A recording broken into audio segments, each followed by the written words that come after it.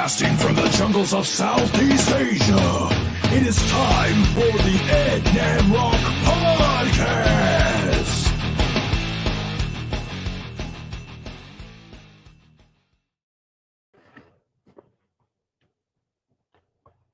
Why am I dancing? It's only Wednesday. What the fuck? Anyway, it's been a minute. Actually, fuck, man. I think I haven't podcasted like in 2 weeks. Now, sorry for the inconvenience, you dirty bastards, and can't wait for you guys to tune in. Actually, I'm actually on time today only because I actually got my shit together and had a lot of stuff to do, watch my shows. If you don't know, I'm currently up to speed with the weekly releases of Queen of the South, otherwise known, I'm not going to butcher it here, as Reina del Sur. And everything about it is amazing. I'm very appreciative of everything that goes into anything having to do with TV and film, obviously. You guys know my background. Everyone knows exactly what I did in the past. Aside from being a musician, I grew to love this stuff more and more as I immersed myself in it, and which is why I'm having this particular podcast today. And before I bring on my guest, I just want to say something very, I'm not going to say bluntly, but very firmly. Now, I have heard complaints in the past, either from my wife or from good friends of mine, as to why things sound the way they do in a movie theater, for example, as opposed to on your phone or with headphones or even at home on your, 86-inch TV, plasma, whatever you got from Costco. Why does it sound a particular way? Now, obviously, the visuals, they speak for themselves. The technology is always going to advance. It's always going to be it's always going to one up. We went from 480p to 720 to 1080 to 1080i to 2160, and now we're like at, I don't know, man. I just got a 4K TV. I'm late to the party, but nonetheless, this thing will be a norm, and it's pretty cool. However, one thing will never change, and I'm gonna say this with no pun, not pun, but no,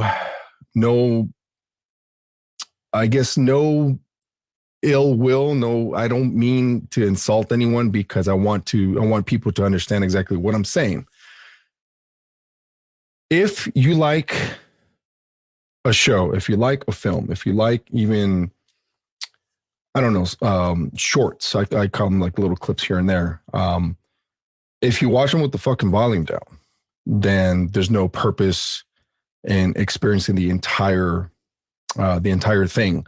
And I say this because watching this stuff comes with a complete package, and that's the audio, that's the sound. And a lot of people don't understand that, because my thing is like, okay, well, you don't watch your favorite shows on mute, do you? And if you do, then you're fucking weird or whatever. And even so, I mean, of course, I work in education, and of course we have students in special education that are hard of hearing or they can't hear at all. So how do they interpret what's going on the screen besides watching? Is they're feeling it. That's what subwoofers are. Such, to me, they're a godsend, because that's how they feel it. And of course, there's haptic feedback, there's vibrating controllers. I've seen some crazy stuff, and it's pretty badass, but nonetheless, without the synchronization of sound to picture or sound to TV show, whatever you want to call it, it's nothing. So this is more like not just an informative podcast episode, but more of the who, what, and why. But I'm just one subject expert of. I'm basically like, I don't know, man. If I were to put it in a player's perspective, like in a professional, I'm only, I don't know. What's the guy that rode the bench that had a couple of shots? I'm like Sasha Vujacic from the Lakers. And, we got the Michael Jordans, we got the Kobe Bryants, we got the Shaquille O'Neals of this industry, because they've done that well, and they're basically taking it to the next level. Now, my next guest, I'm bringing him on. only because I have trusted his knowledge on this stuff. And to this day, I will still ask him questions about what's going on, anything that's developed. I mean, and there's only so much you can advance in audio unless it's immersive, but that's something maybe I can ask right now. And thank you for being on the podcast, Mr. TJ Jacques from Hello. Mars. You moved to Mars. I heard you made the move last week. So how's Mars? It's so great. You got a one-way ticket with SpaceX, and that's actually that's a fake background. That's not a real room, ladies and gentlemen. So good to see you, man. Seriously. What's going on? Good to see you. Thanks for coming on. People are texting me like, hey, I'm late. I mean, all right, whatever. I mean, they can watch the replay, but nonetheless, let me just ask you this question. And usually before I start on, how you started with the shit, and obviously I know, but we're gonna give it to people that don't even know you, obviously. How did this even advance the way he did? Because I was kind of reminiscing with a friend of mine that of course, about how they were doing sound design back in the 1940s and 1930s for Disney films, for example. And there's a couple of clips on whatever YouTube or Bing.com, whatever your search engine is, where they actually physically show analog tape being stamped with just these guys are like cranking some household items, man. It's fucking crazy. Yeah. But how explain to me the evolution of that shit, because it blows my mind, man. And what better person to ask than you? Well, I mean, film sound in general was something that was just difficult to achieve when moving pictures obviously first came about, and the Selson motor sort of put paid to that, and they were able to finally sync their at the time it was magnetic tape with the moving pictures. And then after that, it was, off to the races. Once you can record sound and control it and then sync it to picture, there was just no end to what people could come up with. Musicians, so like famously the Beatles, when they recorded one of their records, it was on a 4-track machine, and then they would just take those 4 tracks and then they would dub it down to 1 and have 3 spares, and then they dub it again. And so sound effects were no different, except it's sound effects. So they would record things on top of themselves, and then they'd rewind the tape, and then they'd record onto it again. And then that didn't work. And it would get dirty and it would get messy. And everything they did was just off the cuff. And if they needed a sound, they would just make it, because there was no digital artistry. There was no crafting a sound from scratch. You had to find something that made sounds and then fuck with it until it sounded like you wanted it to sound. And I mean, I think the real impressive work of all of that time is any of the Merry Melodies stuff from, I'm not going to say from when I was a kid, because it was from when like my parents were a kid. But the Merry Melody shit, even me from the 60s. I mean, they were such good storytellers. All the Tom and Jerry and like Sylvester and Tweety, they were so visceral with the sounds and everything that they did. And the music, I mean, going into music, that's the blurred line of sound design. That was always a big thing. Is sound design music? Is sound design sound effects? I mean, there's no right answer. There's a soundtrack, and everyone contributes, in my opinion. But those guys back in the day, it was really an awesome dance of, let's find sounds that make weird noises to do this thing, because the animals were doing impossible things. Like the physics of what they were doing was impossible. So like the sound of a telephone pole stretching down to the street is not a slide whistle. It doesn't sound like that. That's so cool, though. Yeah, that's what I mean. The storytelling of that was just impeccable. People don't do that anymore. Like, well, you hit the nail on the head with the storytelling. Animation. Yeah. Well, you mentioned storytelling, right? So, and that brings me to we're talking about animation, right? And then there's the actual films back in the day that also obviously do tell a story. There's a pace to it and whatnot. Now, let me ask you that's what boggled my mind too, where I'm like, you've done ADR, and for those who don't know what ADR means, we're going to kind of dumb it down a little bit because I don't expect everyone to know what the fuck we're talking about, but ADR is basically dialogue replacement. I mean, the A is subjective. Is it automatic or is it what's the I other was word? taught We call it automated dialogue replacement, automated. and then automatic dialogue replacement, which is a synonym for automated, automatic are kind of synonymous words. So it's I stopped arguing the point years ago. I was like, I don't give a fuck. We know what ADR means. Let's move on. Yeah. So for me to see, like, what did I watch not too long ago? I watched Casablanca. And I know for a fact they did dialogue replacement with the actors, but how did they do it? I can't find any clips so far that shows me how they did it. Well, I mean, there was really no difference to the way that they did it or the way that they do it now, other than they would really try and get sync in the take. Yeah. You know what I mean? Because there wasn't as much technology to nip and tuck, words like there are now, because some of we call them Frankenbites in the industry, where you take literally a syllable out of a word.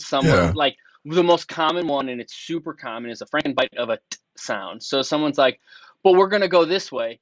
But I want to hear you say, but we're going to go this way. I got to find the t sound and put it so it's, but we're going to go this way. And then you get that. But is it a t or is it a d? But we're going to, so you got to. What? Right. So we can get nowadays. Forensic? Oh, hell yeah, absolutely. And that's the wow. most common one. Yeah. And that's what we do now. So back in the day, with that not being a thing, it was all about take. And sometimes, I mean, they knew it was difficult. So that's also why you get that trope of people in the 50s just talked like this, because it was loud and it was always going to get picked up. They were just like, I'm not going to do ADR. You're going to get it the first That's take. so funny, though, because that's exactly what they sounded like.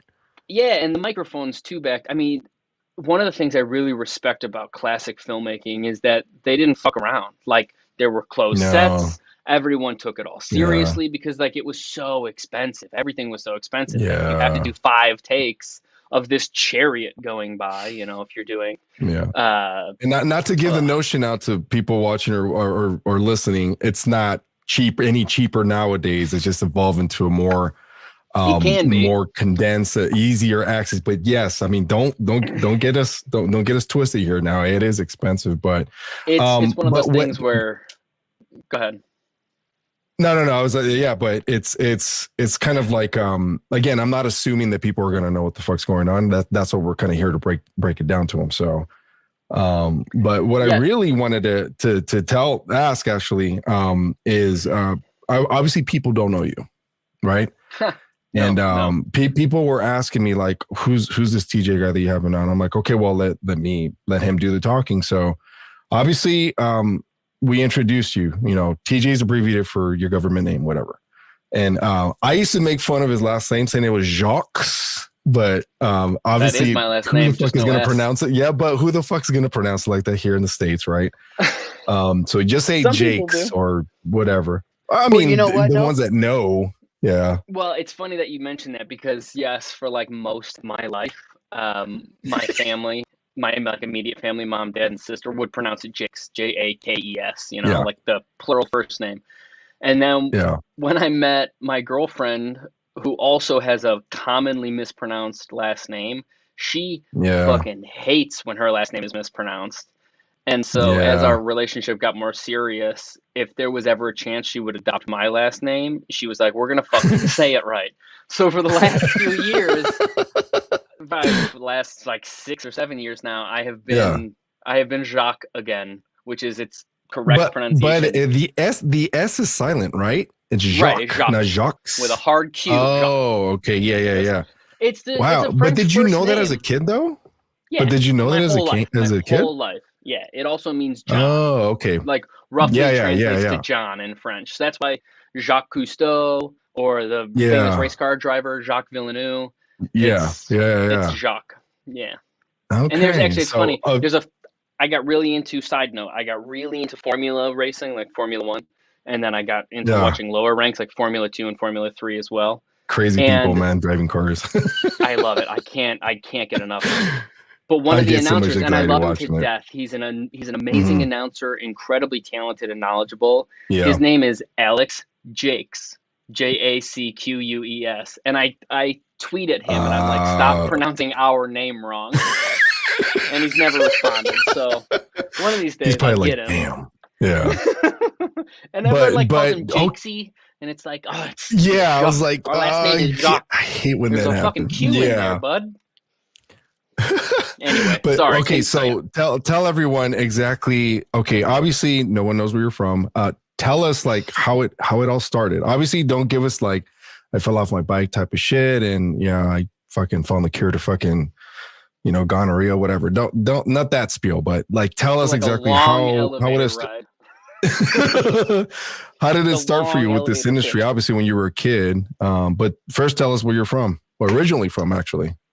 I was born in Blue Island, Illinois, which is a suburb, I think, in Cook County, near Chicago, Yeah. Illinois. So I'm a Chicagoan. I came up in the sticks, though. I wasn't born in the city or in a city. I grew up in Peatone, a town of 2,000 people ish, maybe 3,000, 4,000. So it'd be Not equivalent much. like of an Alhambra or something. Like LA is the central city, like Chicago. It'd be like Alhambra. Sure, more like, Or I mean, like the distance, it was like 40 miles from the city, so 40, 50 miles from yeah. the city. So it was a ways away, and it was surrounded 360 by cornfields. So it like the Wow. town size is probably similar to Alhambra, but like nowhere near as connected as Alhambra. Like I Oh, it's commuted to just Alhambra from further LA. out. We were way the You're fuck like, out yeah. there. Yeah, it's Middle So Earth. That's what I call it, man. yeah, so and I was always, I don't know, I was always a city kid. I was always different, Yeah. so to speak. I don't know. I was emo in high school, and I was always fucking too hip, just way too fucking hip for my own good. And so yeah, so I played music and I was in bands and shit, and Yeah. that's obviously everyone's gateway into things that make noise. Yeah, But absolutely. that actually, I never wanted to be that guy. I never wanted to be the guy that was, I don't know, in his fucking like mid-30s, like we're still gonna fucking make it. This We're is gonna the get record that's gonna signed. fucking hit, man. I promise. And I loved my band at the time. The last band I was Yeah. in when I was in college was it was everything I wanted to be. It was really like mature music, but it was still fucking Yeah. heavy, and it was fucking fun to play. No, it was awesome. You showed me some of that shit. That was pretty cool. But Yeah, like you and I say, had if a it doesn't blast. happen then, it's not gonna happen. Yeah, and I mean, to be fair, we weren't trying super, super hard to get signed or to get noticed because, well, to backpedal a little bit, my banding days, I never wanted to be the guy that got too old to fucking get a real job. So I tried to Yeah. like outsmart the world, and I was like, I'll be a recording engineer so I could like stay in the music industry and like do my thing and like record Yeah. music and like make some money with a fucking Yeah. normal job, and Obviously. then be in like a band Yeah. and do band shit. So all of our records, so then to fast forward then, that's how I got into engineering, and throughout that, this band really helped me hone my ability. This band I was in, like we wrote way more Wow. songs. Like we wrote and recorded 2 records before we played our first Yeah. show because the drummer Wow. was an audio engineer, and my parents allowed me to sort of take over a corner of, we had in the Midwest, we have basements, hmm and that's actually awesome for recording. It's got really low ceilings, which isn't ideal, but it's surrounded by Yeah. concrete, which is ideal, and very low Yeah. exterior noise. So I built a studio in the basement, so I was able to get I was 17 when I had my first like real clients start coming in. And so that's Wow. basically when I started my engineering career. 17. Yeah, I bought a 002 using student loan money, like student loan refund money. And I was like, this is all for, I'm going to school for recording, so I need recording gear. So I basically just bankrolled my whole first studio with student loans. So I'm still paying for those. That's gangster though, man. You're like, you know what? Fuck this. I'm gonna use this money. I'm gonna start Yeah. building a business. Not Exactly. many young dudes think like that, man. Especially the ones that I hate to label them, but you're you're a millennial just like me, only I'm crossed with Gen X, and we get made fun of now, which is crazy. I don't know. I well, think you're not going to make it in with that kind of business. I'm like, what? You just take a risk, man. What the hell? I'm a firm believer that generation lines are a fucking joke. But I don't even know how they happen, but they just do sometimes. Yeah. It's just kids are born every fucking day. There's no generation line. Yeah. It's stupid. It's a stupid idea. idea. But the point. Oh, look who tuned in. What's up, Carter? Yeah. Planting his flag. He's like, God, I miss him. He was always one of my favorites. Me too, man. But no, it's just, we're the ones that kind of got a little bit of a shaft, I'd like to say. I mean, I know when I graduated high school, it was 2007. So like as I graduated high school and I was going to try and start getting my shit together as a young college student, there was a fucking huge recession. And then I graduated college in 2011 and there was another recession in 2012, right as I was trying to get my career off the ground. And so, I mean, not to be like, everyone hates me and the world is so hard. I don't know. I just feel like a lot of people, and then now I'm in my 30s and I'm finally trying to start a family. There's a global pandemic. So, but no, again, I just feel like our generation gets shit on a lot, but we can take it. I just say that we can take it. But anyway. So you got the 002 with the gangsta money, and then you started getting clients. I robbed banks. At what point? Studio. What point did you get into you went from music obviously to what? How did it transition? Games. So I always when I was 14, 15, still in high school, still deciding what I want to do with my future, and for some fucking reason I'm forced to think about what I'm going to do with my future as a 15-year-old. What am I going to do for the rest of my life? I don't even remember what the software was called. I got it from a fucking book fair or something. Remember book fairs in school where all you would do is go over to the erasers that were fucking what can I use to distract me to not learn?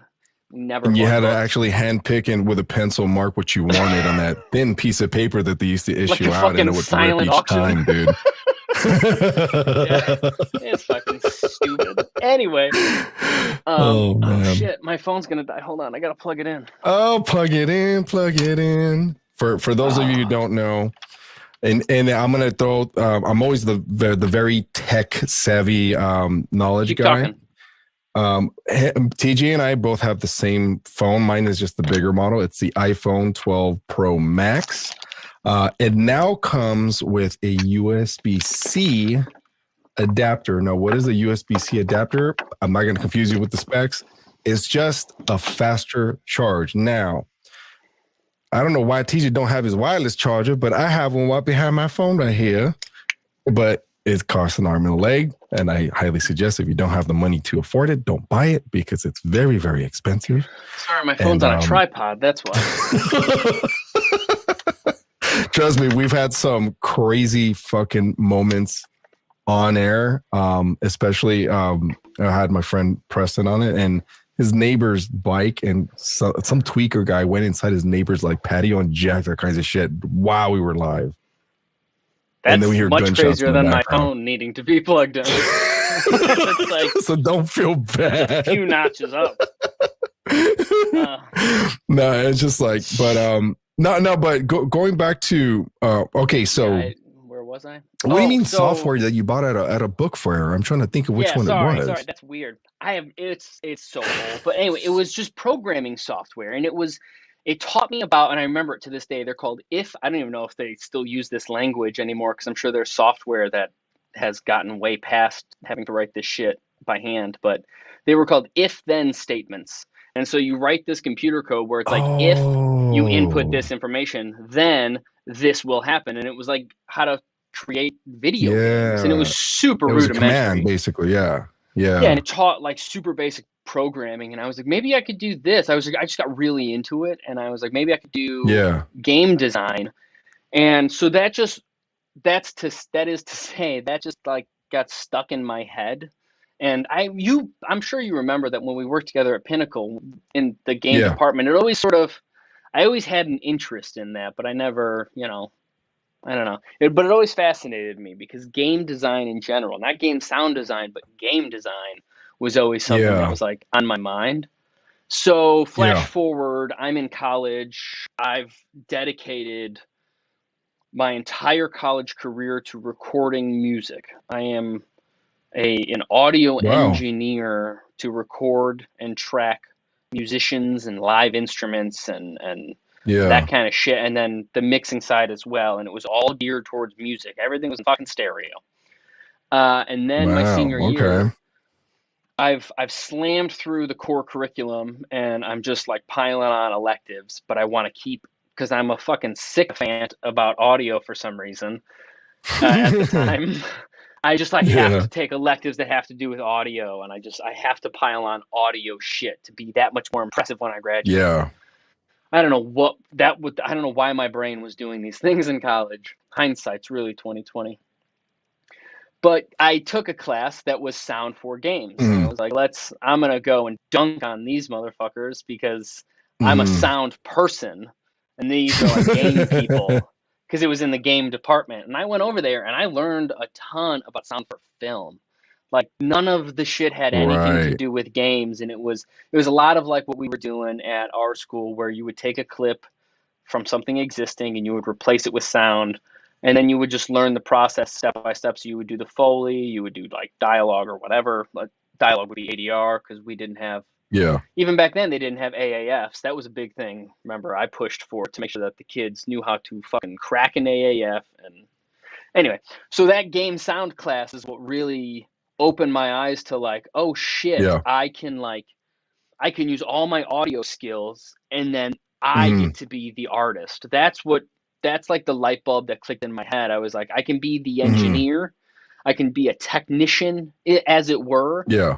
but also I can be the artist. I can get my creative output, because one of the things they don't tell you when you become a recording engineer, like remember my original reason for wanting to do engineering in the first place was because I wanted to make money but still like stay close to the band shit. You don't get to do that when Yeah. you're an engineer, man. You No. just got to listen to, especially if there's a producer in the room. Like being paid to be a Yeah. producer is a different story. Producers are like directors for films. They're not cinematographers. And I went to school to be a cinematographer, Exactly. so to speak. You know what I mean? Producers Yeah. don't engineer. I mean, maybe nowadays it's all the lines all fucking blurred, but I was taught sort of the classical tradition of recording engineer and mixing engineer, and then the producer's sort of a separate role. Yeah. And then, you know, the musician or the artist that's their role, but yours is to make sure things are clean, things are smooth, that there's no hiccups Yeah. in the proceedings of the session. Your job is Totally. not to be creative whatsoever. Like the most creativity you get to have being a recording engineer is like selecting mics and tone chasing. You know, Yeah. Totally. if you're even allowed the time and the budget to fuck around with the mic, with the amp or the cabinet, and like 14 different fucking mics, and Yeah. which that's such a pipe dream, especially everyone trying to cut funding and cut budgets and get away Yeah. with the cheapest It's possible. basically You like gotta fire fucking, watch at a construction site. That's what you're doing. yeah, Make sure yeah. just I mean, nothing catches on fire, no one dies. That's it.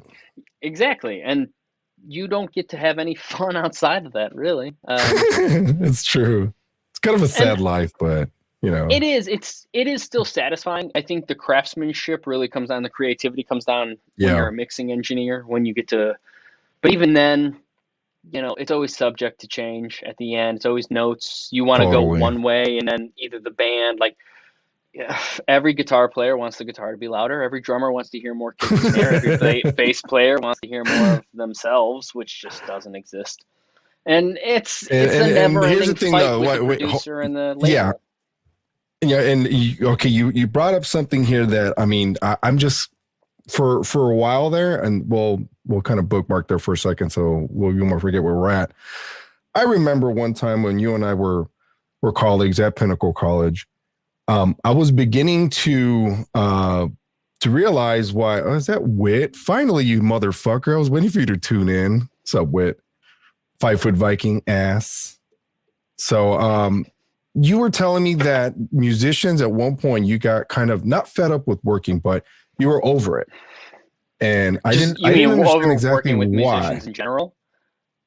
Yeah. And I'm like, okay, maybe TJ just, just chooses not to. But then I'm like, maybe because I was still recording artists and whatnot and working with bands. But then I started to see what you were talking about.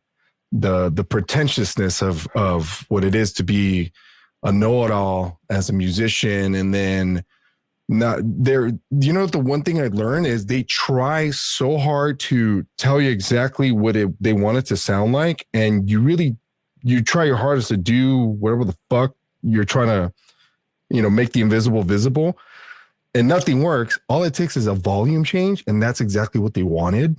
I'm like, I'm scratching my head going, what the fuck, dude? Like, you guys are crazy. Like, they're psychopaths, man. Yeah, there's, that just the psychology of it. Like, I can't even count how many times I'll have been in a room with, especially when it comes to indie bands. And I don't mean indie, the genre, just independent artists, no label, no producers. It's just them. They get to call the shots because they're paying for the recording. They'll bicker amongst themselves. Like a band of, like, if you're doing like a hard rock band or something, or rock, just a 5-member band, now we're mixing by committee, because now there's 6 fucking people that are having opinions. Exactly. And so no, absolutely there have no. been so many times you where hit the nail on the head, like, man. And somebody will be like, no, I need to hear this or I need to hear that, and I will pretend to make a change, and they'll be like, "See, isn't that fucking better?" And I'm like, we all need to take a break, because we have ear fatigue. Oh, man. Dan, miss you, bud. Dan. I love you, Dan. Thanks for tuning in. We're talking shit about musicians. But having said that, I have a lot of great stories about, like, really the one thing, going back to what I was saying, like the creativity of mixing is one of the one outlets. And when you work with maybe like a duo or I don't know, just like, even if it's a solo artist or a band that just has their shit together, like psychologically they're in sync. Maybe you're working with in sync. The satisfaction, like when you do a good job, you put your spin on it. Like, they're just like, we don't know what we want. We need you to help us get there. And then you get them there. Yeah. And they're like, dude, without you, this wouldn't happen. Thank you. I still to this day will always appreciate that when an artist absolutely like has that look on their face, like, holy shit, you made me sound like I hoped I could sound. That's satisfying. And that's that, and the money is why we do it. Yeah. And you know what I started to realize too, and you told me that you're like, Ed, this will happen eventually, and don't take it personal. Let them learn for themselves. You told me, hey, this band might come back to you and, record a couple songs, you'll mix them, they'll take them to mastering and try to, like, basically they think mastering is like this magical potion to make everything sound that much better when it was originally recorded good. And then, okay, the album release, whatever. Then comes the retention part, and you're like, no, they just might. Don't be surprised if they don't come back to you. And I'm like, oh, okay, well, and you're like, don't take it personal, but let them learn.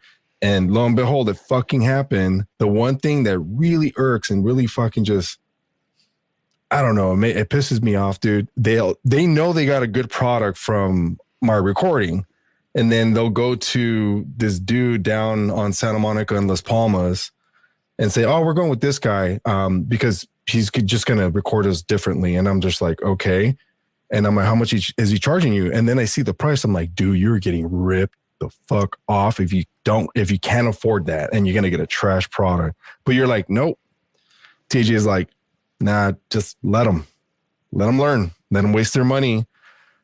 Don't even bother. And I was just like, fuck, but that's a customer that I was losing. But to you, like, just find another one. Well, and then lo and behold, I could see the vetting happening where you're like, you might want to get into, TV and film or, and I'm like, Well, I mean, okay, whatever.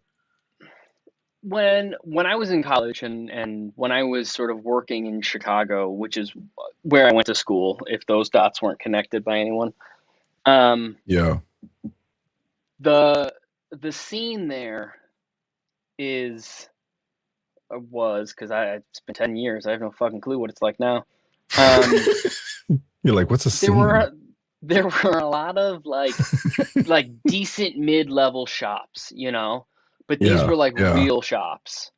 And so that Yeah. means they've had acoustic treatment, they've had investment put in, they've got real gear, maybe full-size consoles, like that kind of shit. And so Yeah. those shops will, I hate to say it, but sort of like prey on the battle of the bands band, right? Because No what they'll shit. do is it's just they'll sort of say maybe they'll have like one or two like decent sized artists, touring artists, indie label artists or something, and they'll brag and boast like we did this record, come to us. Mhm. And then they'll stick like their second engineer on it. They'll get like a couple of interns instead of like actual assistants. Pardon me. And then Whoa, what the fuck? you end up with Really? this sort of like, well, and that's sort of what I was telling you back in the day. It's like they pay more for less because they're going to this other shop, and it's because this Mhm. other shop has some sort of like, ooh, look at us about it. When meanwhile maybe you were in your garage or your Right. basement or whatever, and you set it up, you took the time, made the effort, jumped the hurdles that Yeah. you have and got a good product. They're like, we're going to go with a guy who's got no hurdles to jump. Meanwhile, that guy then just walks to the finish line. You know what I mean? So it's like Right. they Yeah, still I end know up with just exactly like a what you mean. dry, dull, sort of lifeless mix. Like it's clean because it's in a good environment with good gear, but there's Yeah. nobody in the process gave a fuck like at all. Right. They just wanted the Right. money. And so they end up with this sort of Exactly. like lifeless record. And that's where it's like anyone that has half a fucking brain will then know it doesn't matter what we spend. We just have to find someone who gives a shit and makes us sound good. Exactly. And then we can record Exactly. on, the back of a fucking truck. Who cares if it sounds good? And those are the clients you want to keep. I find Yeah. hindsight's 2020, but I luckily have found more of those clients in the film and TV industry than I Right. think exists in the music industry. I mean, music's tough because it's a different animal. Yeah. Like Totally. films are made by hundreds of people, whereas bands Yeah. and music is made by what, five, anywhere from 1 to 6 Sometimes even people. 3. Yeah. Yeah, you know what I mean? Like Depends. anywhere from 1 to 6 people involved in the process, and that's it. And so they have this Yeah. like protection, this like kind of they like covet what they make. And I mean, I get it, but at the end of the day, filmmakers, they know Yeah. about the sort of camaraderie, the companionship that's necessary to make a quality product. You can't just Yeah, always hire a totally. new DP or always hire a new editor or always go with someone else for costumes. Like it's a fucking headache to try and like get through the No, hi, who are totally. you? How do you do this thing? Yeah. Because once you have a relationship with somebody and it's like good, you like, fuck, Yeah. finally, I don't have to think about this anymore. I can just let them do their fucking Absolutely. thing. The film industry works like that a lot more than the music industry, I've found, because like I said, Totally. bands, Yeah. they're so protective over it. Any little thing, the whole recording process could have gone smooth, but that one day that like we all kind of argued about bass tones, they just remember that and they're Yeah. like, let's try this guy instead. Maybe it'll go better. And it's like, fuck you, it went fine. You have Yeah. like one disagreement one day. But plenty of times that see, so that was the straw that broke the camel's back for me. And then eventually you're like, dude, well, why don't you get into I think it was you and I can't remember who else kind of pushed me into like doing production sound. And I'm like, production sound. I'm like, okay, cool. You go on set, you get your boom mic, get your laws, whatever, do a good job. And he's like, I remember you told me, he goes, do a good job, and they will call you back. They will retain you. And I'm Yeah. like, oh shit. And before I knew it, I was already union eligible. back then it was Local 695. It's no longer 695 anymore. And I developed so many relationships that my musician clients were getting jealous. They were telling me shit like, oh, some movies are more important or what? Like, we're about to get signed to Roadrunner Records. We're about to get signed to Epitaph. I'm just like, I don't care, man. I don't care. Yeah. Are you filming a documentary? You need onset fucking production sound. I'm your guy, and this is my budget. And then lo and behold, that shit started happening with them too, where they're like, oh no, we don't have a budget. You're just gonna do it for free, right? And I'm just like, yeah, no, I don't think so. Yeah, exactly. And then I started seeing that that all that shit you were talking about. I'm just like, God, dude, the fucking TJ was right, dude. Fucking musicians. And I hate saying that about them, TJ. I hate that because I have musicians in my family and I fucking tell them that, like, dude, you're such a fucking musician. Stop it. And they're like, what do you mean by that? Like, it was like, what did you call me? I'm like, I called you fucking musicians. Isn't that what you are? Yeah, but it's how you said it. And I'm just like, oh God, like, here we go with this spiel again. But yeah. But here's what I did learn, and bless the industry, man. I know it's been tough, and people have gone through some shit, and you know the rebound, the setback, the comeback is better than setback, dude. The fucking relationships you build, man, when they're good for a long time. And obviously, when they're bad, you got to find either another trade or another classification, because it's just there. It's an industry where it's almost a one striker where you fuck up and you do something stupid, embarrass yourself or others, or just become a pig, dude. They won't hire you back, dude. They'll know who you are. Yeah. Yeah, it is. And good thing I've never been an asshole, dude. So yeah. Yeah, I mean, it's just one of those things where you just have to be self-aware. I think that's the bottom line. As long as you're self-aware, it's like, you know, what did Dan say? A good filmmaker Dan said a good filmmaker knows who know how to do it. And that's good. Exactly. I couldn't have said better. And it is. It's true. And I think that goes for anything too. Like when I was in a band, I actually, when we would record our records, I would let my bass player, who I trusted and we talked to a lot, I would let him choose, like he would sort of pre-mix the drums for me. Like I'm a drummer. I'm not going to like just step on his toes and run back and forth into the fucking rooms. It's just like, I know him. I trust him. I trust his ears. And what it also does is it allows those kind of creative juices to flow. You know what I mean? It's not all me. It's not like claustrophobic inside my head. I get somebody else who's got a little bit of taste now. He's got some of his sprinkle on it, and I get to bring in some of mine. And it just becomes, I don't know, it's harder to find musicians willing to like collaborate. Like everybody wants to jam, everybody wants to collab, but then they want their fucking solo to come up first. You know what I mean? Yes. It's filmmaking. Filmmaking is such a segregated, segmented process that it's kind of difficult to step on somebody's toes. I shouldn't say it's difficult. That happens a lot. It's less common to step on somebody's toes, especially in like a big way that like causes waves. It's easier to just be like, you know what, that's your domain. You do it. I resign, or to more puff up your chest, like this is my world. What are you trying to say? Yeah. And by what we mean by filmmaking, like again, the jargon part I want to break down. Filmmaking includes a lot of things. It's not just making a movie. It includes, you know, whatever, you know, Netflix series you're currently watching, Hulu. It could be a TV, a sitcom. It could be a full feature film, like you just know, the new Snyder cut from Justice League that was like 20 hours long.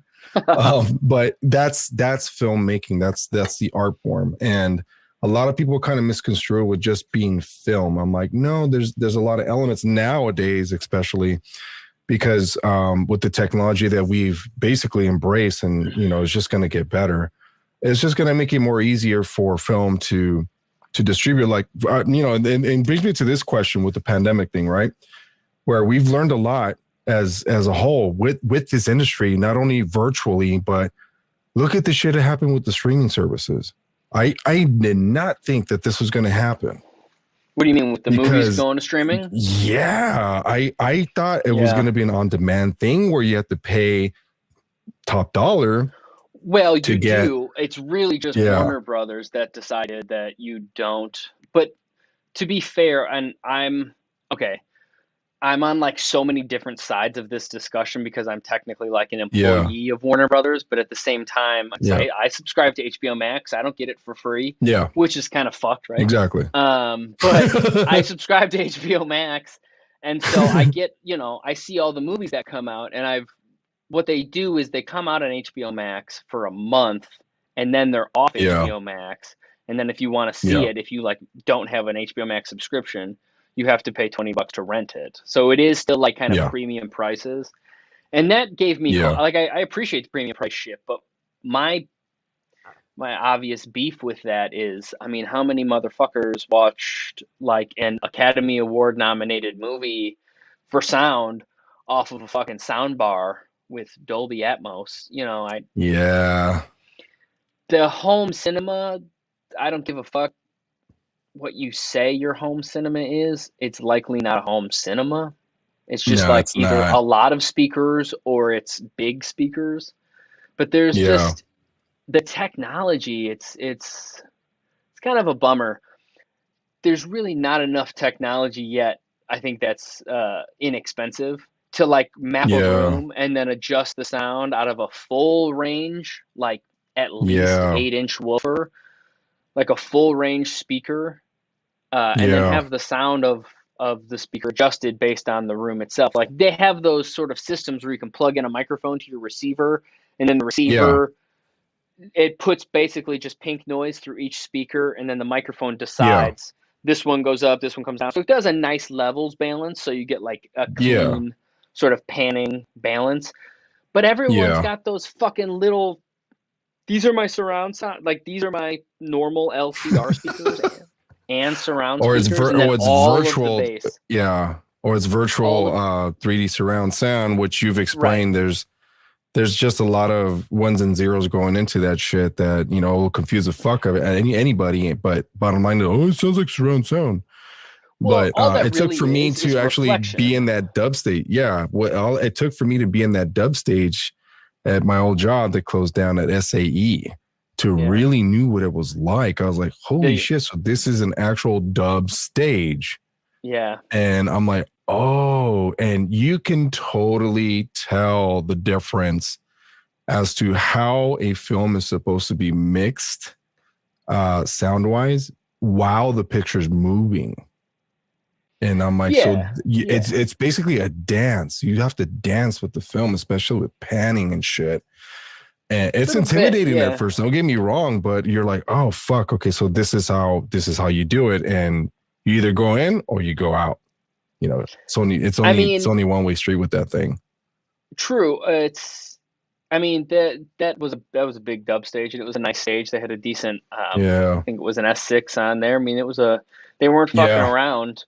But at the end of the day, you don't start out mixing on stuff like that. You sort of graduate exactly. to start mixing on shit like that, and that's when that's where your comfort sort of come from, the experience that got you there. Yeah, But yeah, but no, it's like the home theater system is. I mean, I want home theaters to get better, and I want people to have a better home theater system. And I don't expect people to have humongous speakers. It's just yeah, there's a big disconnect between even someone with like a 5-inch bookshelf speaker, yeah, not understanding the difference between that and like a little cube where everything under 800 hertz is coming out of one speaker in the corner of the room. yeah, And it's just like yeah, every punch, every gunshot, every monster footstep, it doesn't matter. Anything that's got a little bit of life to it, any kind of weight to it, is coming out of yeah, one speaker in the corner of the room. And like that speaker can only vibrate.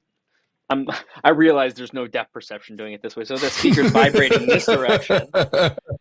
If you're putting just a super complex waveform because it's trying to play yeah, 5 different channels out of one speaker because it's yeah, handling all of the low frequency for the entire room, I mean that speaker can only really vibrate so much, and it's just going to get distorted and muffled.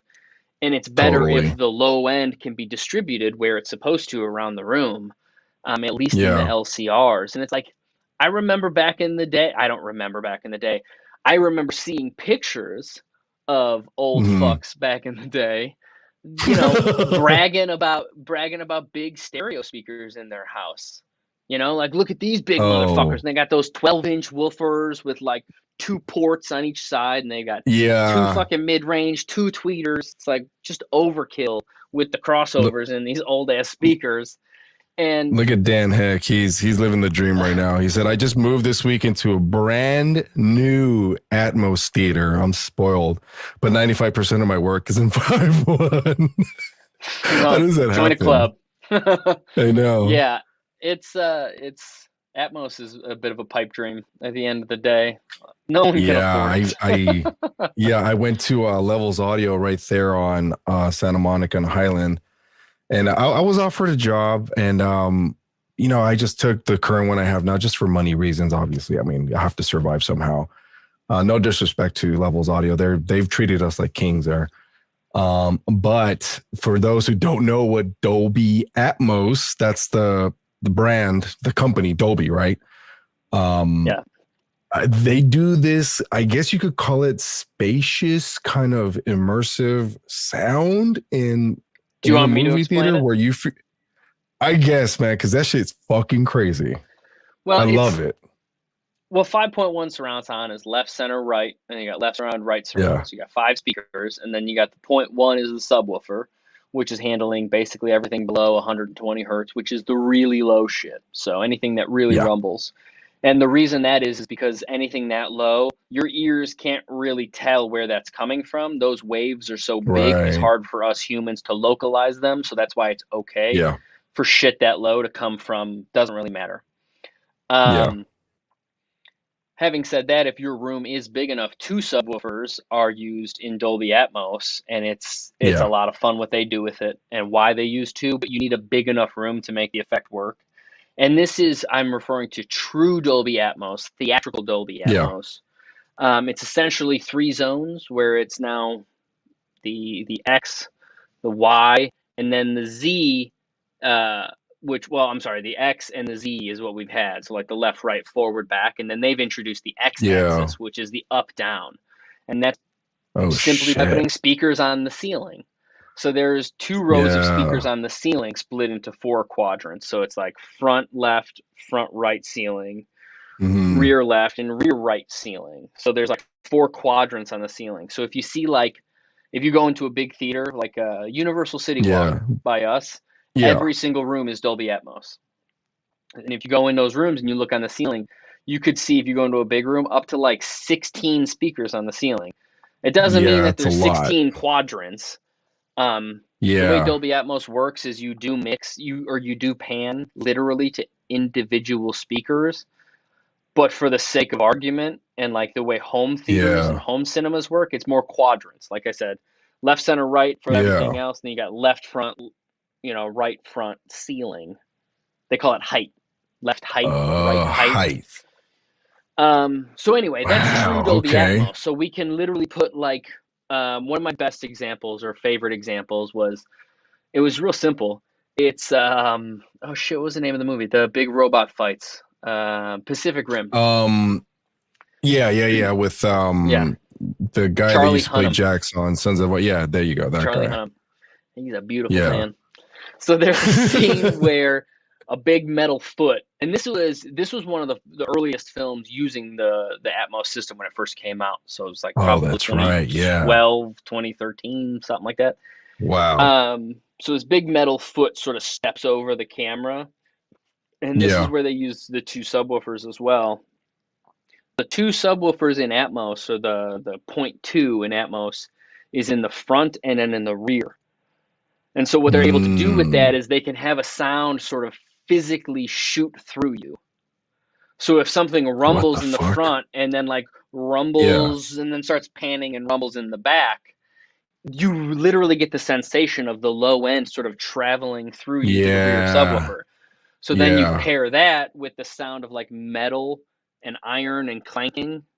going in the speakers on the walls around you, the normal surround sounds just from the left to the rears, right? Left, right to the rear, left, right. And then they put, because the robot stepped out of the ocean, they put water, but the water dripping was only in the ceiling. The water was not dripping anywhere else. What? So it So you sounded got like it metal was right around you, above water you. above you, and then you got low end like traveling through you as the foot sort of steps over the camera. And the three combined, it was very Whoa. 4-dimensional. You know what I mean? Like I I swear never to got God, to I see sort of Pacific just Rim in Dolby Atmos. yeah. Yeah. Is it like You that? get Like you do I you watched Star Wars yeah. There's that movie was good. I mean, that's one of those things where anytime with the you have Millennium Falcon. Yeah, I'm they just can like just it have felt like I spaceships was flying in in it. every direction. Yeah, Yeah, I'm it's like the fuck? Like I was when the like sound yeah, when the sound is above you, you get that sort of psychological mind fuck. It's like your brain, yeah. and that's what I love, right? That's the storytelling thing that I love about it is your suspension of disbelief is that much Yeah. easier to obtain, right? Like you're able to just Yeah. forget the real world so much easier because your psyche is like fooled. Rain in Atmos is Yeah. awesome. It is. It's Rain and just Atmos. Yes, it like is. weather. Any weather in Atmos, just for some reason, your brain is just tricked into being like, "Whoa, we're Yeah. outside now," and so Oh my God, it's Enola, what's up, girl? Long time no see. it's fun. Stranger. Yeah. No, so here now back to this pandemic thing that just happened. And obviously the industry took a hit. I mean, I'm gonna say it took a hit. So how did tell me how this whole year went by for you? Like how did it happen? I know we shut down in March of last year. And what in your head you're like, oh fuck, now what? No, it So what was. happened? I mean, don't get me wrong. It was terrifying, just like I assume it was for everybody. I didn't, you know, we nobody. Well, I shouldn't say nobody alive. I hear stories about people who survived both. Um, What's up, Kevin? oh, Kevin. Kevin Bach. Uh, you know, it But was was it scary to not ever like hear about, yeah, you've never heard anything like this. There's never been a global pandemic, right? Not in our yeah, lifetimes. And so it's one of those things that you've only ever read about or whatever. And it was fucking scary. And yeah, totally. for obviously a while, everything just sort of froze and stopped. But Yeah.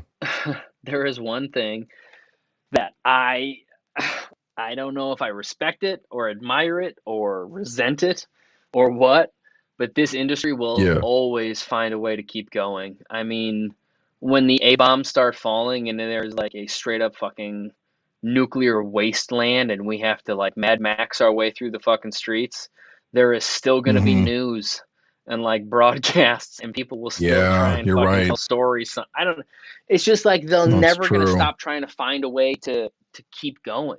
You know what I mean? And Yeah. so it was relatively quickly that, we're going to do a bubble. We're going to the whole cast and crew are going to lock in, or it's like, we're going to test between every fucking take or whatever, it's like, they did Jesus. whatever it took to keep going. And Yeah. frankly, I mean, I feel it's like survivor's guilt. I was Yeah. barely affected. I hate to say that because it sounds So you were disgusting to say you out were living loud. a privileged pandemic, like, I even me. I did, mean, I got to yeah. work from home. Yeah. I mean, at the end of the Yeah, day, that's I've been working from crazy. home for the last 5 years. Um, Yeah. So that was kind this of is like, my oh, studio. okay. Yeah, it's like, oh, you got to work from home. Welcome to my life. I mean, I saw the memes too of a lot of like, producers and like editors and stuff. There was like, like everyone complaining about working from home, and then it's like editors like, what? It's like, yeah, I've been working from home for a long time, so it really did not You're like, change. first And time then, here? yeah, I know. Welcome. So I I was lucky. I was extremely lucky that I had a show Yeah. that was able to keep going, and that they had an awesome crew Yeah. that did an awesome job. The Unicorn on CBS. The If you Unicorn on shameless plug, CBS. by the way, watch it's on Netflix too. Um, You can watch. I don't know if yeah. season two's on Netflix yet, but it's also on Paramount Plus, I think, or what used to be Yeah. CBS All Access. Yeah. Awesome. Oh, Walton so it Goggins is crushing Paramount it. Plus now. That's right. Yeah. Yeah, Yeah. CBS All Access, literally, like I had the app on my Apple TV, and then one day the app wasn't there, but Paramount Plus was there. Like the app changed, they just rebranded Yeah. it, so it's the same thing. Yeah, they did. Okay. But it's fine. You got to Wow. do what you got to do. Really? But it's That, great, and I got really lucky with that show that they were able to keep shit together and that we got through it. And then the whole industry just sort of chugged back along, and I snagged a couple others and some pilots, and there was an indie film wow, that that's cool. a friend of mine shot. So yeah, I was just able to. I just got lucky. I mean, the phone just Yeah. kind of kept ringing. It hasn't lately. We'll say that. I've got my Yeah. comeuppance. I've basically been off for all of April. I just been Yeah. sort of like looking around, waiting for Like what's next? something. But no, it's been. I've also kind of enjoyed the time off because I had been working a bit before it. But yeah, no, I Did can't anything complain. change though, like workflow wise, or obviously communication wise? It was more virtual, but one thing I know, and shout out to the homie Juan Del Campo, who's been working at is it Mark Gray Studios? I can't pronounce it correctly, but he's been there. I think now for 4 or 5 years now. But he had to basically turn actors into engineers remotely. I don't know if you found yourself doing that at all. No, unfortunately, or I mean, I should say Wow. fortunately. Yeah, Yeah. I mean, even the studios that would do it, they Yeah. would, if they had to do it, they would just ship them a kit, like a case with Yeah. a mic in it, or even just a Zoom recorder. And that kind of goes back to what we were saying about like how much fucking work we can put into a line to make it work, Yeah. to sound like it works. I mean, so much so that we use on nationally broadcast television, we use cell Yeah. phone recordings often. That's Just, I true. mean, that also speaks to the quality of most smartphones nowadays. It's you open the Right. recorder, and provided the environment you're in, I always tell people that they should just go in their car, just turn the car off, close the doors, just sit in your car and hold the phone this way and speak this way. You know what I mean? Like, don't put the phone in front of your mouth and put it into the microphone. And we'll be I great. totally As long as you remember don't do you those things, you're having fucking good. I totally remember you having like this picture of you just like this, I do. I like still trying to have it on my guide phone, a and I voice still actor. send that same exact picture from like 5 years ago to clients. And it's just like, hold the phone this far from your Oh face. my Don't God. point it directly at your mouth. And it What's works. up, Anthony? Thanks for tuning in. You're late, but watch the replay. Anthony's one of my biggest fans, actually. And, we go way back, but he'll find this one interesting because he's also a movie and show buff. So I'm sure he'll appreciate this one. But the other question I had for you is, okay, and obviously you and I, we were colleagues for a while, and then unfortunately, I never got to be one of your students because I already graduated when you started working. So your teaching tenure was pretty deep. Now me being back in education, but working with younger people, I've been noticing that there's been a recent interest sparked with, I'm not going to say just audio, but just multimedia, like creator, studio type of shit. Yeah.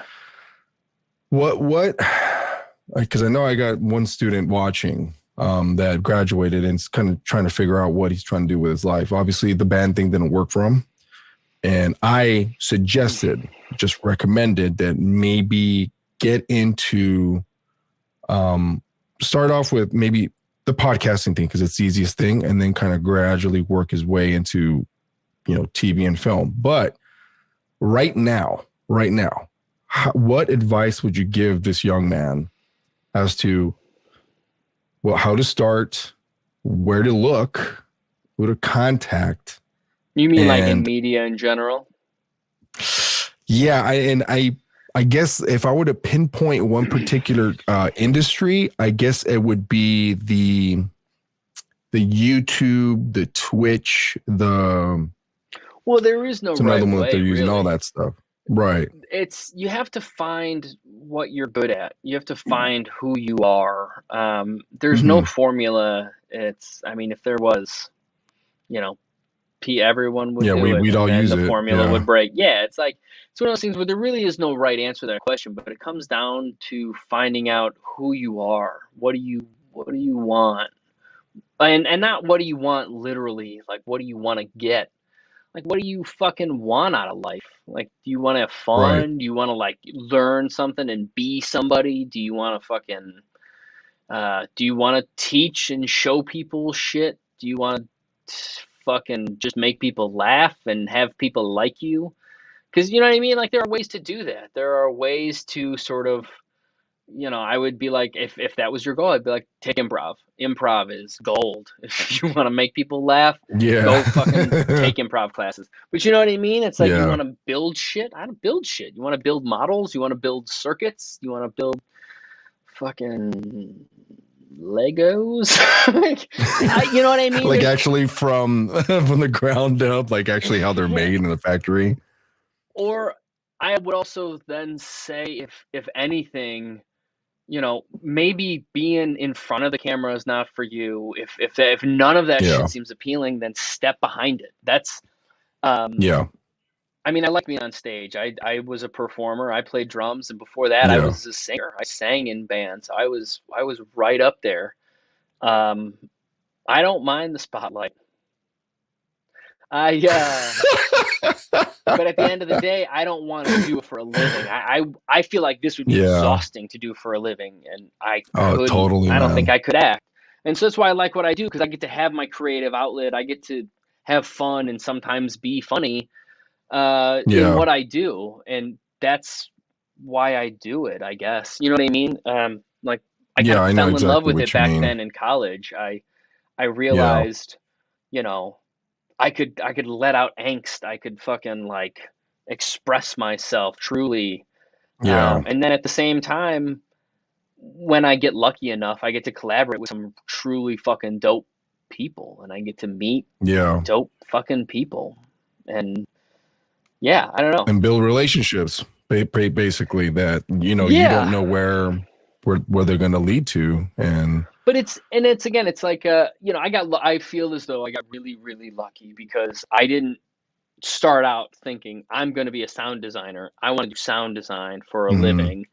I stumbled upon it. I fell face fucking first into it, and then I was just like, this is kind of cool. And then I had a contact in Los Angeles that it was a one of my teachers at Columbia had Yeah. a friend he graduated with that moved out here and did sound for picture. And he introduced me to a few people, just sort of like, yeah, Yeah. here are the ropes. Here's this.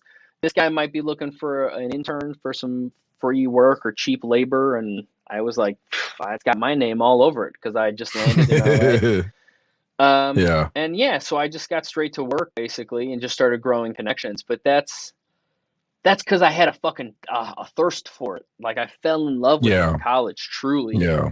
And I was just like, this is something I can really see myself doing for the long haul. And Right. I will say this, no fucking dream is easy. No fucking dream No, is like, oh, not okay, at so all. I just have to really like it and then I'll do it. Well, that's about Yeah. half the battle. You got to really like it. Exactly. Even on the days that you hate it, you still have to like it. And there Yeah. are plenty of Yeah. days where I fucking hate my job.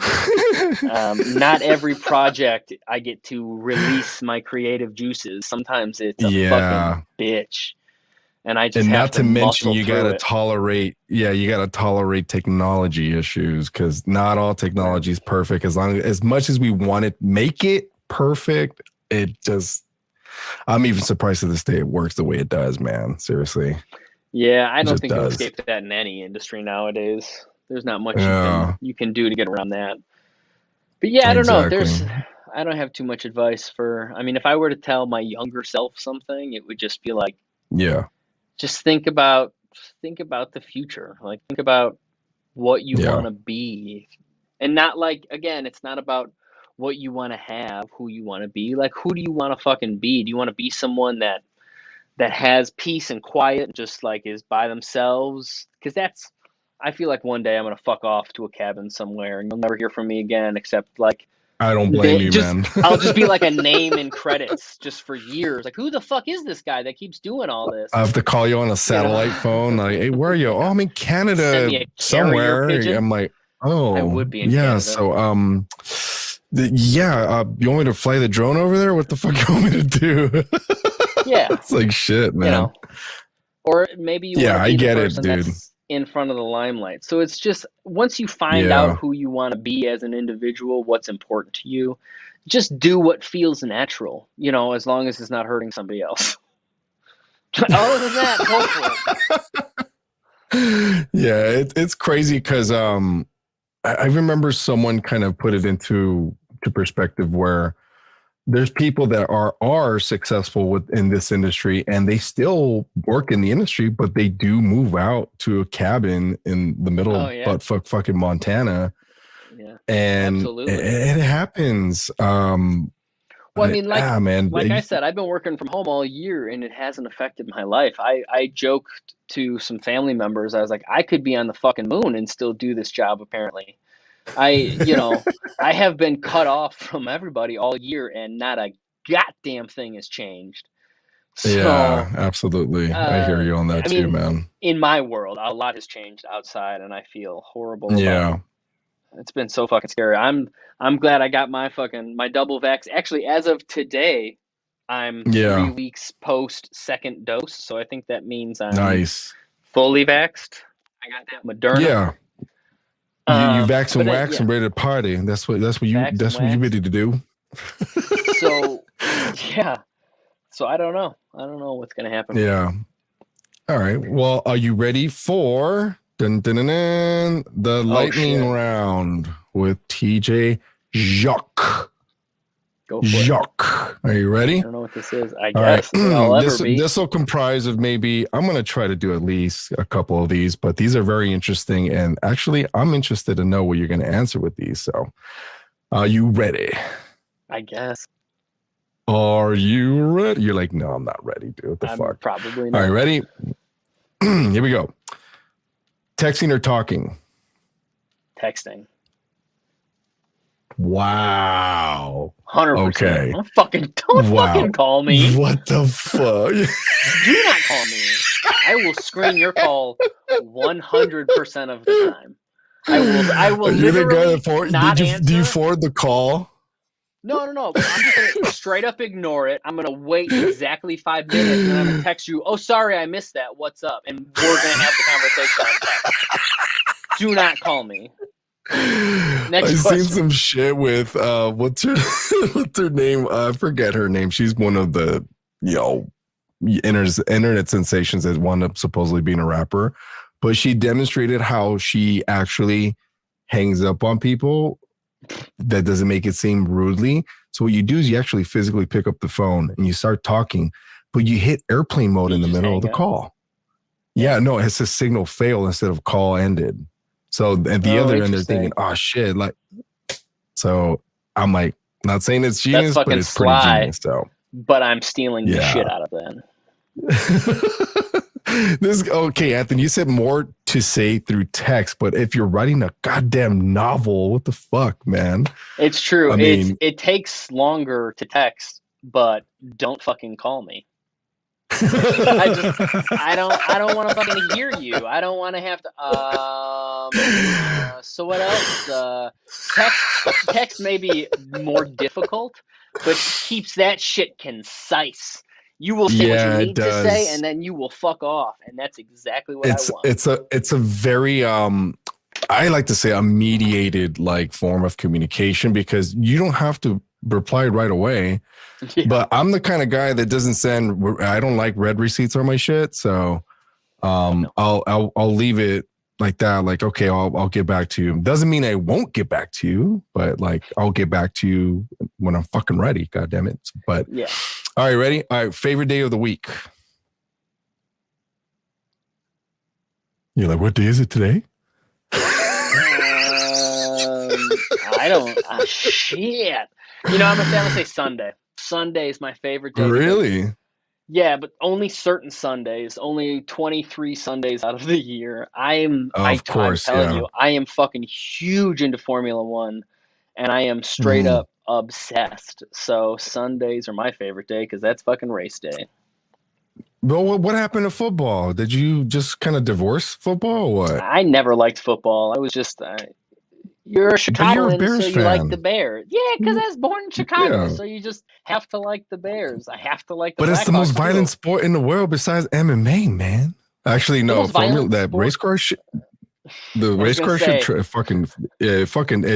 scares the shit out of me, dude. It does. It back in the terrifies me. day, back in the day, drivers would die damn near every Yeah. weekend.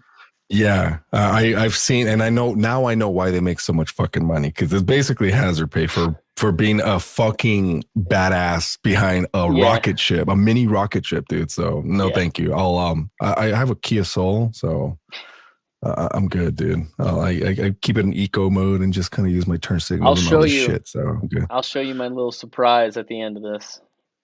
Oh my god, what did you? He has a race car in his fucking apartment.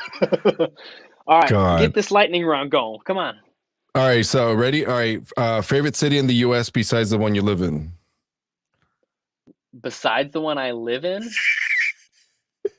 you have So to. Do obviously you I? haven't moved. I guess I'll say Chicago. Okay, nickname your parents used to call you. The nickname my parents used to call me. My mom used to call me Tomboy. My little tomboy. Would you I'm rather be proud of able to that one. speak every language in the world or be able to talk to animals? I think I'd like to speak every language in the world because as much as I do love animals, I think I appreciate Yeah, cultures more, and I'd actually be able to yeah.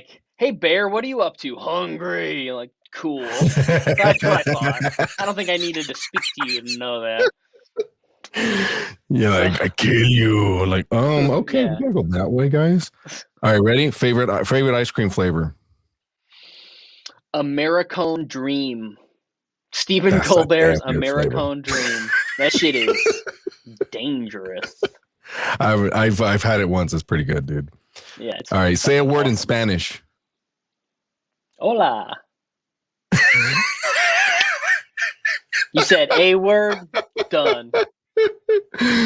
Favorite number. Favorite number, 7. No, Yeah. 7 or 13. I like numbers that everyone Okay. else thinks are unlucky because fuck that shit. Lucky 13. That's that. I like that. All right. Have you ever worn socks with sandals? No. I barely wear who, sandals, period. who has it easier, men or women? Men? What? Duh. Do we though? Come on. Do Yes, 100%. we? You're gonna see I've never the once been conversation worried just about getting explode. sexually assaulted. Oh, really? Yeah, not once. Liar. Why can't we tickle ourselves? I feel like you can if you really try. If you really Yeah, try, actually, you can find something I that's fucking like, tried whoa, it. If because you Voldemort know, offered you a hug, would you accept? oh, like he did with Draco? Yeah. I'd get one of those awkward Draco dad hugs. For Oh sure. my god. Are lifeguards attractive? Lifeguards? Like Yeah. lifeguards that save you from drowning? Um, Yeah. I suppose they can be, sure. Yeah. All right. The final question, and this is actually this is the most controversial thing because everyone argues about the shit for some reason. But you ready? This is it. Ariel, Little Mermaid, or Jasmine, Aladdin. Jasmine, hands down. But why? She got a tiger.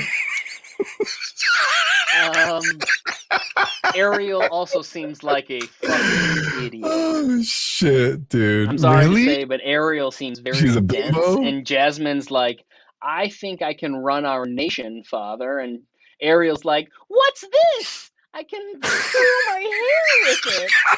So I think I'm gonna choose Jasmine. She's got her shit together. Oh my god, that is so fucking hilarious. All right, that concludes the lightning round with TJ Jacques. Fuck, man. Well, we hit an hour 20. This is actually pretty good because I'm usually done at an hour. Long podcast. Yeah, well, I mean, I've had marathon sessions for like almost 3 hours of other people, but website is at the ticker at the bottom, ladies and gentlemen. And are you going to show us this surprise before we go off air or what? Sure. Well, I'd also, if I may, can I shamelessly plug some stuff I've been working on? Absolutely. Sort of please do. The reason I'm here, I just finished a movie that's coming out where I did all the sound design. It's called Untitled Horror Movie. Untitled Horror Movie. All right, let me put that up on the screen. There you go. Untitled Horror Movie, right? Yeah, Untitled Horror Movie. It's directed by Nick Simon. It's really an awesome, funny horror comedy, starring Emmy Raver Latman from what's that Netflix show she's in? With it was what the cast who, Timothy, or are you talking about Darren? No. Emmy Raver Lampman is in a Netflix show with they're like sort of superheroes, and I'm totally drawing a blank right now, and it's bugging the hell out of me. Wow. Hold on. I'll do a tab share here just so everyone can see what is it that we're talking about, so there's no confusion. Where's her IMDb? I'm just trying to get up her IMDb. This is what it looks like here. This is the cast. Is Emmy Raver The Umbrella Latman, Academy. Right?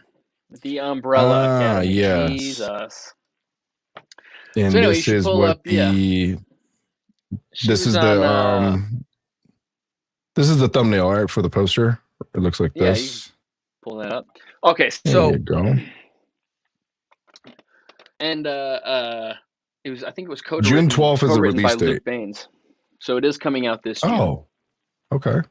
Very unprepared for this list of fucking information on my own film. Very unprepared. But I did do something. I did work on it. But anyway, this is a great one, and it's coming out soon. It's a horror comedy, and it's about this group of friends that end up trying to shoot a horror movie in quarantine. So the movie takes place in quarantine, and they're shooting this horror movie on their own, on their cell phones, and then they accidentally summon a spirit in the process.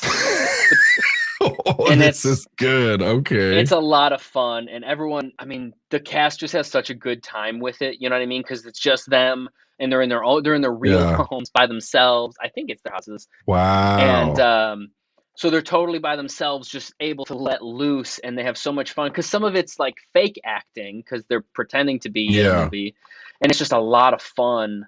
But because there's a real spirit, I really got to lean into the sound design. So the spirit does have a bit of a sound. And you can hear it coming sometimes, and it gets a little brutal too, which is always gore is always fun as a sound designer. Okay, well that's up my alley. So that I think I'm just going to watch it by myself. One of the other really cool things in the about dark this movie that I feel like absolutely. One of the other cool things though is that this movie was actually shot. So it was shot in quarantine, like I said, but this movie was literally shot with no other people on location. So that means that the actors, there's a great, I think it's a Vanity Fair article or maybe Deadline, did a write-up on it, but the actors had to do all their own makeup. They had to do all their own lighting, all their own cinematography. And so the producers would actually send them like kits, lighting kits and camera kits to film and do all this stuff themselves. And like I said, they did all their own makeup and everything. So it was one of these things where it was an entire movie shot with no crew. You know what I mean? Like the crew, the actors did all the crew work themselves. And then of course, post-production came in and tidied it all up. But they did a pretty good job themselves as actors trying Nice. to Okay. lift the weight of production crews. And so I think that lends a So little bit of authenticity to the movie too, because yeah. it's all them. They have like pride in their work, so to speak, and you can really see it come out in their performances. And I had a lot of fun doing it.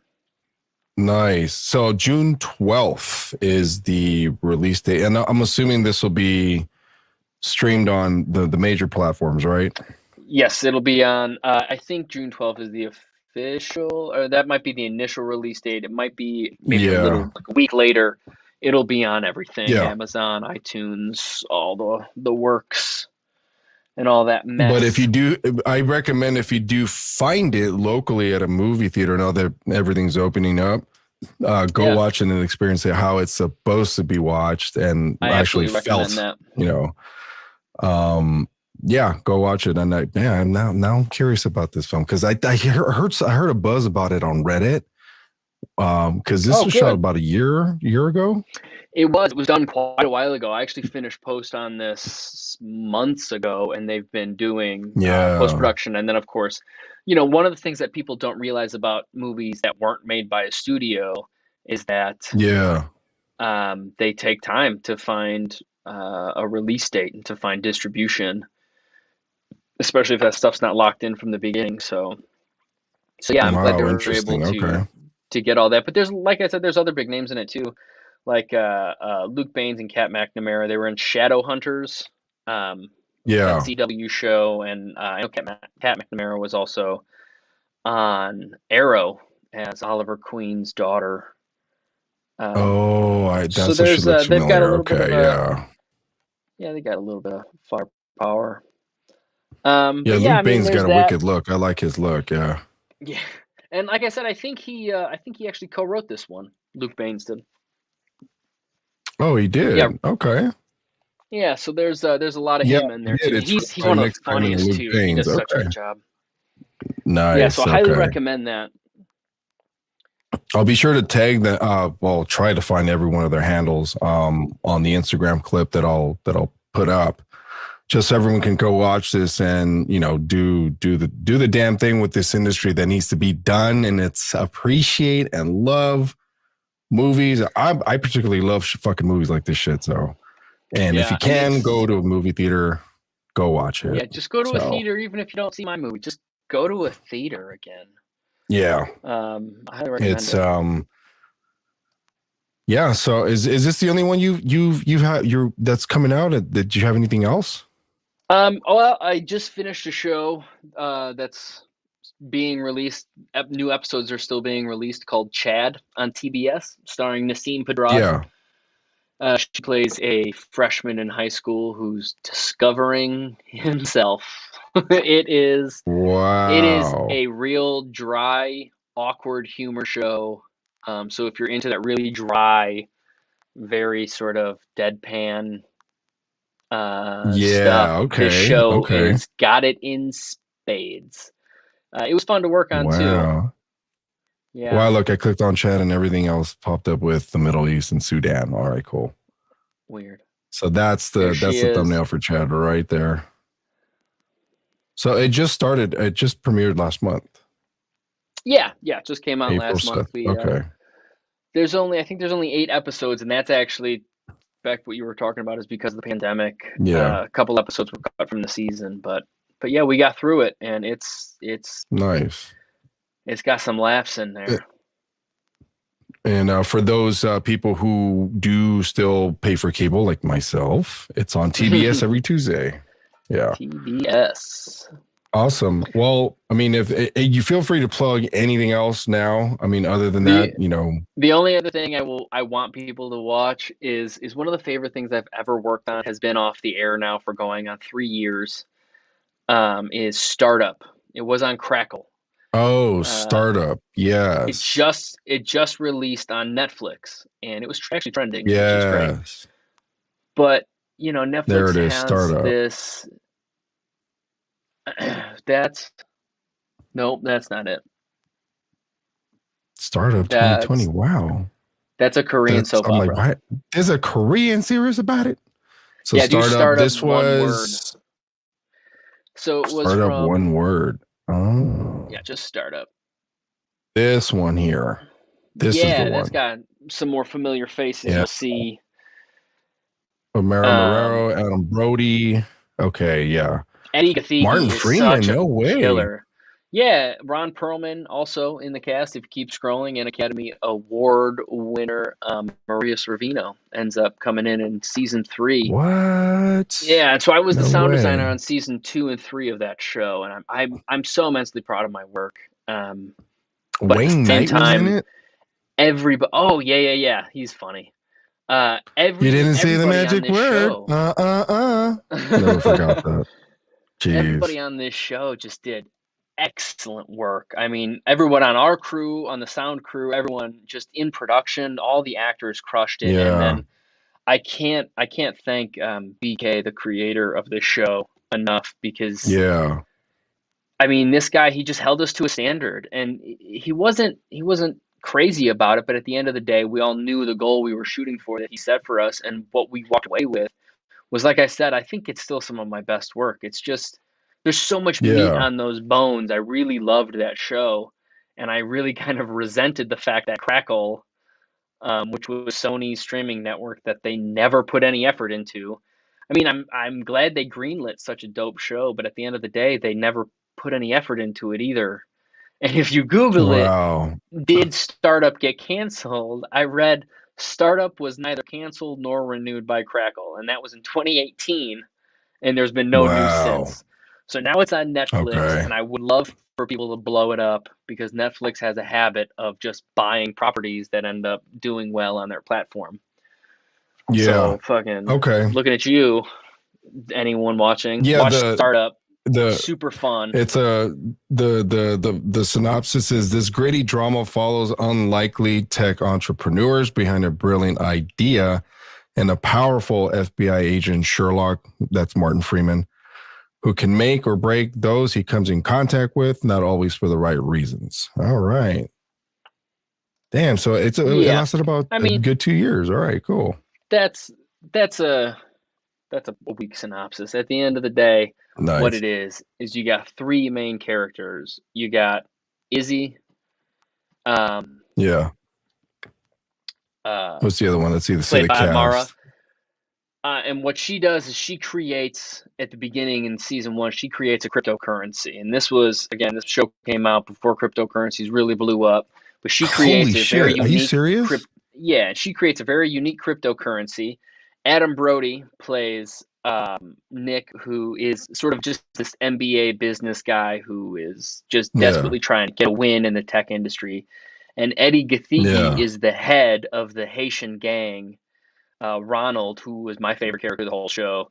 Ronald's the head of this Haitian gang in Little Haiti, and he is looking to invest the gang's resources into a real lucrative system, not just the bullshit. He wants to get real retirement money and help his family.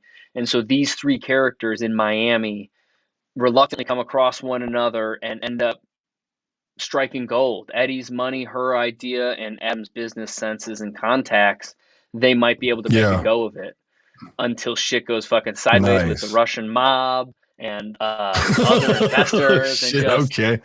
I mean, it had the gang. It starts with gang money, so right away it's just there's loose ends. And this show I think I watched the pilot, and then I kind of got lost. I was like, oh shit, because there was so many other things coming out at the same time. And this is what, 5 years ago? Yeah, it was a while ago. I remember you working on this. Yeah. And it's just one of those things where it was circumstance, because I was a big fan of season 1, and I was working a different job. I was actually working at Warner Brothers at the time, and I was really unhappy on this show that I was working on. And I was a huge fan of this show, and Dan, the owner of Anarchy Post, called me, and he was like, "Hey, you know the show Startup that we do, right?" And I was like, "Yeah." He's like, "But like, you're familiar with the show?" I'm like, "Yeah, I know, I love it. I've watched the first season a couple times now." And he was like, "Do you want to do season 2?" And I was like, "Excuse me?" He was like, "Yeah, our sound effects editor and sound designer, he accepted another position somewhere, making more money, and so now we need someone to do season 2. And I remember you telling me you were into the show." So if you can do it because you're familiar with it and you can match the tone, then that'd be great. And I mean, I damn near threw up. I was so fucking excited. And so I was the sound designer for season 2 and season 3 of Startup, and it was like serendipitous because I was going down a bit of a career Wow. path I didn't want to go down. I was really starting to get pegged into doing dialogue a lot because I was kind of good at it, and I just Yeah. didn't want to. It's just not what I want to do. It's not my vibe, as I'm sure you've picked up. I wanted to kind of have some more creativity, and this is an Oh, indie totally. show, so it's like on a smaller streaming network for an indie Yeah. studio, but it's still union, so it's decent money, and I get my health benefits as well. So it was just like Yeah. win, win, win, and I was able to really sink my teeth into it. And then from this show onward, I haven't done anything with sound effects and sound design because I made the jump to make Wow. less money to go towards the thing I really wanted to do. You know, I wanted to be a Right. sound effects editor, so I was willing to take the bite financially to push my Yeah. career down the path I wanted it to go down. And now, Exactly. 5 years later, because of this show and because of the work I did on this show, I've only been hired to do sound effects and sound design like I wanted. And Wow. I'm Yeah. so much happier. I'm so much more content with the work I do, and I'm so much more ready. I'm so much more willing and ready to work on new and exciting shit. It's just I was so beaten before, and now I mean I feel Yeah. like I owe so much to the show, and I've just because I started as Yeah. a fan before I was employed on the show, I just have such a soft spot for Yeah. it. And I That's really want awesome, Netflix to man. give us a season 4 because I love the way season 3 ended. No spoilers, just go watch it. And it was such a Yeah. sweet, like almost romantic ending for our 3 main characters. But there's Yeah. still so much more that they can do. You know what I mean? There's still so much more that I Absolutely. know BK could come up with. And Ben Katai is he directed the 30 Yeah. Days of Night sequel. He's actually Oh, okay. Okay. he's a sleeper, man. The industry's sleeping on this guy because Yeah. he's really fucking talented. Yeah. Um, I'll exploit him as much as possible on social media so everyone knows who he is. So Ben yeah, Kataya was otherwise known as BK. that's what we And called him. now, okay, now I'm gonna get he's gonna grow a new fan of Startup because I'm just gonna binge watch the fuck out of it and It's so easy. It's talk so about easy it. to binge watch. Yeah. Let me Yeah, know. Let me know what you think. I prefer I do that. So, oh, absolutely. But then again, man, dude, thanks again for being on. Again, shameless promotions. It's always what I like to have people do. Thank you again for everyone at the bottom of the ticker. That's his website. TJ Jacques. Is that what is that? So Is that your I new toy? essentially so I built a racing simulator. No, you did not. It's You built basically like a racing simulator. yeah, it's just my PlayStation What? sitting on a shelf and a TV, but also an actual like cockpit, you know? Because Wow, you bought all the parts and built it. I mean more or less. A lot of it comes free. But yeah, that's my new money pit now is that racing simulator because I'm way too into Formula One. You gotta go on a Twitch or something and just go live. But we want to see the magic happen on that fucking. Maybe one of these that days. thing. Maybe next time. Maybe next time I'm on the podcast. All right, brother. Well, thanks for coming on. Yeah. And for everyone that Thanks tuned for in, having thank you me. again. Australia, shout out. Actually, Japan, shout out now. España. Damn, man, I lost track now. And then everyone in the US. So thanks a lot. And be sure to check out Untitled horror movie. Untitled horror movie. And that premieres June 12th. And watch Startup on Netflix. Binge watch it. Absolutely. Even just put it on, play it, and then leave the house. That's just exactly get some plays. All right, guys. All right.